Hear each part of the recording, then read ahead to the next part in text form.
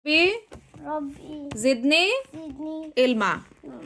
আচ্ছা, আমাদের মহানবী সাল্লাল্লাহু আলাইহি সাল্লাম জানো আরব দেশে জন্ম নিয়েছিল, জানো তুমি সেটা?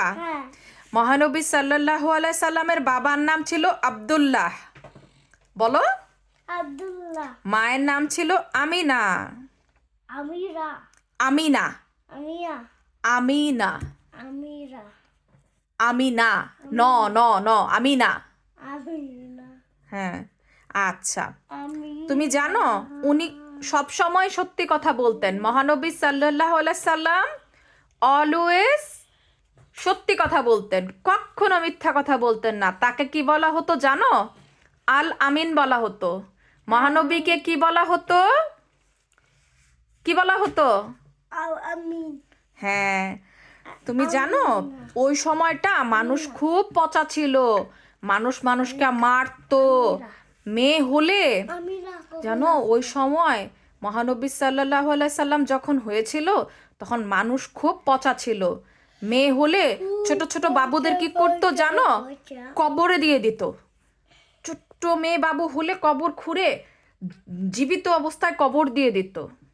কত খারাপ ছিল। তারপর নবী এসে কি বলছে জানো?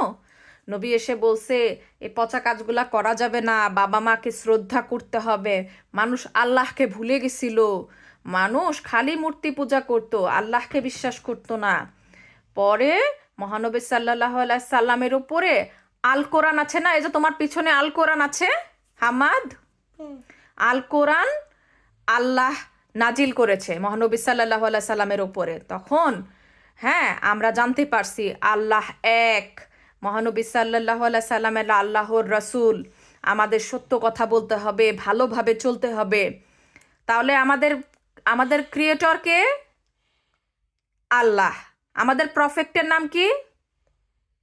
আল্লাহ। নো, আমাদের নবীর নাম কি?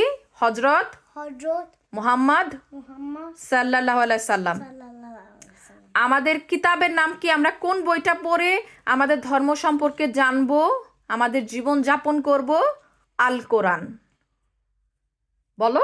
আল কোরআন। হ্যাঁ, আল কোরআন আল্লাহর বাণী, আল্লাহর কথা। আল্লাহর আমাদের কি করতে হবে না করতে হবে সেটা আল কোরআনে দিয়ে দিছে, বুঝতে পারছো?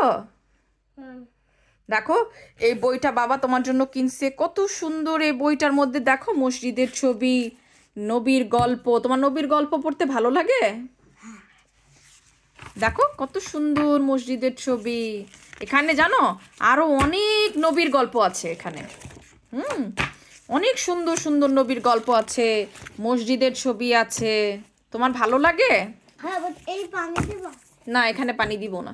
প্লিজ। আমি না না না না, এটা ধুইতে হবে।